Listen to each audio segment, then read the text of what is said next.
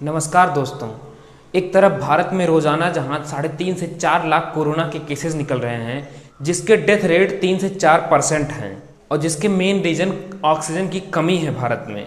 दूसरी तरफ social media के व्हाट्सएप, फेसबुक, ट्विटर और इंस्टाग्राम पे एक मैसेज बहुत तेज़ी से वायरल हो रहा है कि क्या 5G टेस्टिंग की वजह से या फिर 5G रेडिएशन की वजह से कोरोना वायरस जैसे बीमारियां फैल रही हैं। अगर इस तरह का मैसेज आपके पास भी आया है तो ये वीडियो आपके लिए है, और अगर ये मैसेज आप तक अभी तक नहीं पहुंचा है तो देखिएगा 3 से 4 दिन में ये मैसेज आपके पास ज़रूर पहुंचेगा, क्योंकि ये भारत में बहुत तेज़ी के साथ वायरल हो रहा है। तो फिर आप उस मैसेज का क्या जवाब देंगे कि 5G और कोरोना वायरस में क्या रिलेशन है, और रिलेशन है भी या नहीं है। जब कोरोना वायरस यूके में बहुत पीक पे था, वहाँ पे डेथ थाउजेंड्स में हुआ करते थे, तब वहाँ पे भी ये मैसेज बहुत तेज़ी के साथ वायरल हुआ, जिसको वहाँ के सेलिब्रिटीज़ ने भी शेयर किया अपने ट्विटर अकाउंट से, जिनके फॉलोअर 50 लाख से ज़्यादा थे। वहाँ के लिटरेसी रेट इतना हाई होने के बावजूद भी जब इस तरह की अफवाह जैसी मैसेज फैल जाती है तो नतीजा ये होता है कि वहाँ पे जो 5G के टावर्स थे उनको वहाँ के सिटीजन्स ने जला दिए। सोचिए, अगर इस तरह का मैसेज भारत में फैल गया तो क्या नतीजा होगा। भारत में होता क्या है, सोशल मीडिया का एक छोटा सा मैसेज एक पूरे शहर को दंगे में तब्दील कर सकता है। जब 4G आया था तो इसी तरह का मिथ बनाया गया था कि इसके वजह से कैंसर हो रहे हैं, एथिज्म हो रहा है और लोगों के अंदर इनफर्टिलिटी भी आ रही है। और अब जब 5G आया है तो ये मिथ फैलाया गया कि जिसकी वजह से कोरोना वायरस जैसे बीमारियां फैल रही हैं। वीडियो में आगे हम 3 ऐसे मिथ को बस्ट करेंगे जो 5G और कोरोना वायरस से रिलेशन है। मिथ नंबर 1, लोगों का मानना है कि चाइना का वुहान सिटी 5G लाने वाला फर्स्ट सिटी है, जिसकी वजह से वहाँ से कोरोना वायरस फैला है, जो कि ये गलत है। क्योंकि 5G लॉन्च करने वाला फर्स्ट कंट्री साउथ कोरिया है, जो कि 2019 के अप्रैल मंथ में लॉन्च किया, और जो कोविड का फर्स्ट केस आया वो 2020 के जनवरी में आया। सेम बात अमेरिका में भी 2019 के अप्रैल में लॉन्च किया 5G, और कोरोना का जो फर्स्ट केस आया 2020 के जनवरी में आया था। और चीन में 5G 2019 के अक्टूबर मंथ में लॉन्च किया गया था, और कोरोना वायरस नवंबर मंथ में आया। मतलब कि ये बात झूठ साबित हो रही है कि जिस टाइम 5G लॉन्च हुआ जिस सिटी में, वहीं से ये कोरोना वायरस फैलना शुरू हुआ। मिथ नंबर 2 कि कोरोना वायरस उन कंट्री में फैल रहा है जहाँ पे 5G है या वहाँ पे टेस्टिंग चल रही है, तो ये भी गलत बात है। क्योंकि 5G टेस्टिंग या फिर 5G नेटवर्क जिन कंट्रीज़ में है उनकी संख्या लगभग सिर्फ 34 से 35 हैं, और जबकि कोरोना वायरस 200 से अधिक कंट्रीज और टेरिटरी में फैल चुकी है। ईरान के पास 5G की ना तो अभी तक स्टेबलाइजेशन हुई है और ना ही वहाँ पे टेस्टिंग हुई है, फिर भी वहाँ पे कोरोना के लाखों पेशेंट मिले और उनमें से हज़ारों की डेथ हुई। तो यहाँ पे हमारे देश के बुद्धिजीवी ये मतलब ना निकालना कि दूसरे कंट्री का रेडिएशन वहाँ पे जाके फैल रहा है, क्योंकि ऐसा कुछ होता नहीं है। तो इसलिए अपने दिमाग में ऐसी बातें मत बनाना कि कोरोना वायरस अगर एक आदमी से दूसरे आदमी तक फैल सकता है तो 5G का रेडिएशन भी एक कंट्री से दूसरे कंट्री फैल सकता है, बिना राउटर और बिना टावर के। तो यहाँ पे दूसरा मिथ भी टूटता है कि जिन कंट्रीज़ के पास 5G है या फिर उनके पास टेस्टिंग चल रही है वहीं पे कोरोना है। मिथ नंबर 3 जो कि कोरोना वायरस और 5G के नंबर ऑफ टावर्स रिलेटेड है, कि 5G के टावर जितने ज़्यादा हैं जिस कंट्री में, वहाँ पे कोरोना के केसेस उतने ही ज़्यादा हैं। ये भी गलत है, क्योंकि साउथ कोरिया के 85 शहर 5G नेटवर्क से लैस हो चुके हैं, फिर भी वहाँ पे कोविड अंडर कंट्रोल है।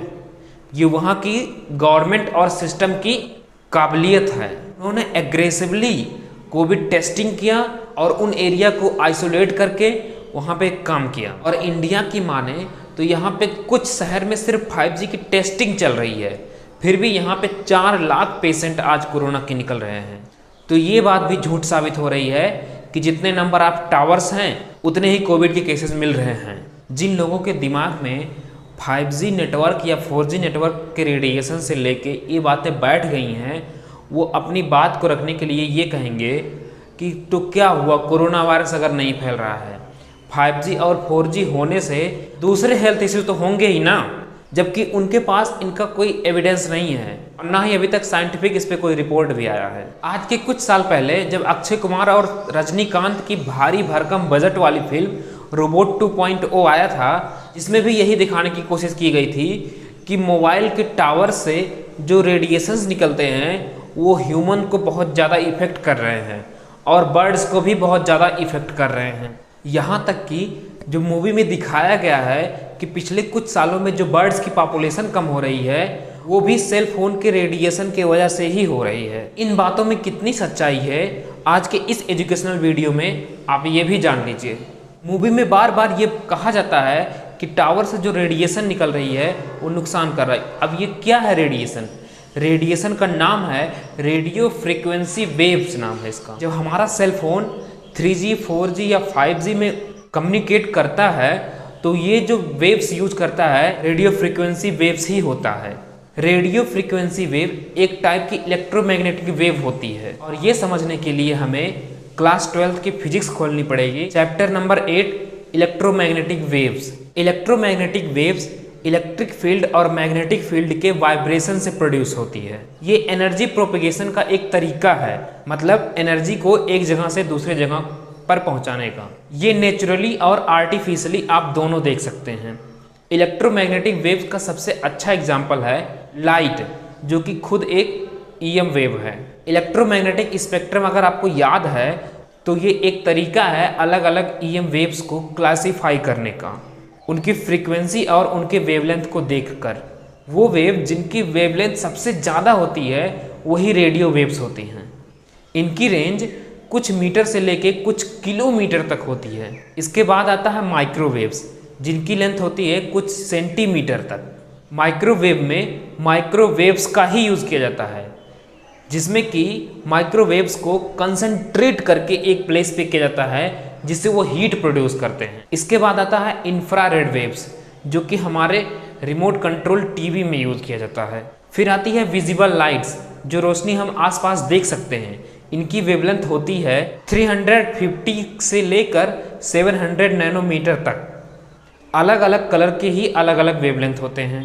और इन सब के बाद आती है UV रेज, जिसकी फ्रीक्वेंसी बहुत हाई होना शुरू हो जाती है। UV रेज के बाद आती हैं X रेज और गामा रेज। तो ये जो विजिबल लाइट्स के बाद वाले वेव्स हैं, यहाँ से प्रॉब्लम आना शुरू हो जाती है, क्योंकि इनकी फ्रीक्वेंसी इतना ज़्यादा हाई हो जाती है, इनकी एनर्जी बहुत ज़्यादा हाई हो जाती है, जिससे कि ये मॉलिक्यूल के अंदर के बॉन्ड्स को तोड़ सकते हैं और इसीलिए इन्हें कहा जाता है ionising radiation. Ionising radiation humans और एनिमल्स के दोनों के लिए बहुत ज़्यादा हानिकारक होती हैं, क्योंकि ये हमारे DNA तक पहुंच के उनके बॉन्ड्स को भी तोड़ सकती हैं और इससे हमारे सेल्स में म्यूटेशन हो सकता है और जिससे कैंसर भी हो सकता है। मतलब कि जितने ही ज़्यादा फ्रीक्वेंसी हाई होती है वो उतना ही डेंजरस होते चला जाता है। जैसे कि न्यूक्लियर मटेरियल से जो EM वेव्स निकलते हैं वो सबसे ज़्यादा खतरनाक होते हैं, क्योंकि उस रेडिएशन की फ्रीक्वेंसी और पावर बहुत ही ज़्यादा हाई होती है। तो अब यहाँ पे जानिए, जो विजिबल लाइट्स के पहले की रेडिएशंस हैं उन्हें कहा जाता है नॉन आयनाइजिंग रेडिएशन। क्या नॉन आयनाइजिंग रेडिएशन भी खतरनाक है आदमियों और जानवरों के लिए? साइंटिफिकली अभी तक इसका कोई कंक्लूजन नहीं आया है। कुछ रिसर्च में ये बताया गया है कि इन रेडिएशन वेव में अगर आप बहुत ज़्यादा टाइम तक रहते हैं तो ये इफेक्ट हो सकता है। और फिर दूसरी तरफ कुछ रिसर्च ये बताया है कि जानवरों और इंसानों पर इसका कोई हार्मफुल इफेक्ट नहीं है। साइंटिस्ट ये मानते हैं कि डेफिनेटली नॉन आयोनाइजेशन रेडिएशन जो है वो म्यूटेशन और कैंसर को नहीं बना सकता, जिस मैकेनिज्म से आयोनाइजेशन रेडिएशन बना सकता है। अब यहाँ पे सवाल ये होता है कि क्या कोई और दूसरा मैकेनिज्म है कि नॉन आयोनाइजेशन रेडिएशन से कोई प्रॉब्लम हो सकता है? रिसर्च अभी इस पे चल रहा है, लेकिन एक ऐसा मैकेनिज्म है जिसमें साइंटिस्ट ये मानते हैं कि अगर नॉन आयोनाइजेशन रेडिएशन किसी एक पर्टिकुलर प्लेस पे फोकस करके किए जाएंगे तो वहाँ से हीट प्रोड्यूस होगी जो कि हार्मफुल हो सकती है। इसका एप्लीकेशन हम माइक्रोवेव्स में देखते हैं कि माइक्रोवेव में इलेक्ट्रोमैग्नेटिक वेव्स को ही कंसंट्रेट करके एक प्लेस पे करके वहाँ से हीट प्रोड्यूस किया जाता है और हम फूड को हीटिंग कर लेते हैं। इसीलिए बार बार ये सेलफोन कंपनियों की तरफ से कहा जाता है कि अपने कान के पास आप ज़्यादा टाइम तक फ़ोन को रख के बात मत कीजिए। अगर ज़्यादा लॉन्ग टर्म के लिए बात करनी है तो आप ईयरफोन यूज कीजिए। कंक्लूजन में बस आप इतना जान लीजिए कि 5G नेटवर्क में जो फ्रीक्वेंसी यूज हो रही है उसका रेंज अप टू 95 गीगाहर्ट्ज है बस। और जो विजिबल लाइट्स होते हैं उसमें 400 से 500 टेराहर्ट्ज की फ्रीक्वेंसी यूज होती है। मतलब कि 5G नेटवर्क के कंपेयर में जो विजिबल लाइट्स हैं उनके फ्रीक्वेंसी 10 गुना ज़्यादा हैं, फिर भी वो हमारे स्किन के अंदर तक कोई प्रॉब्लम नहीं कर सकता। अगर हम विजिबल लाइट्स में सन की रोशनी में ज़्यादा टाइम तक रहते हैं वो बस हमारी स्किन को जला सकता है, बेसिकली बर्न कर सकता है बस, और कुछ नहीं। तो आप इन अफवाहों में मत रहिए, कोरोना वायरस को सीरियसली लीजिए और खुद का ख्याल रखिए। इंडिया में ये चालान काटने का एक माध्यम ही है कि वो कार के अंदर सिंगल बैठे हुए व्यक्ति को भी मास्क लगाने को कह रहे हैं। और ये नहीं है कि कार के अंदर आप बंद हैं, अगर पूरी तरह पैक्ड हैं फिर भी वहाँ पे वायरस अटैक कर देगा। इंटरनेट और नेटवर्क की वजह से ना ही कोई बर्ड्स कम हो रहे हैं और ना ही ये ह्यूमन के लिए हार्मफुल है। जो बर्ड्स की पॉपुलेशन कम हो रही है उसका मेन रीज़न जो है वो डिफॉरेस्टेशन है, मतलब प्लांट्स का कम होना, और दूसरा जो मेन रीज़न है वो पोल्यूशन है। आज की इस वीडियो में बस इतना ही, धन्यवाद। और ऐसे ही एजुकेशनल और अवेयरनेस से रिलेटेड वीडियो देखने के लिए चैनल को सब्सक्राइब कीजिए और लाइक कीजिए।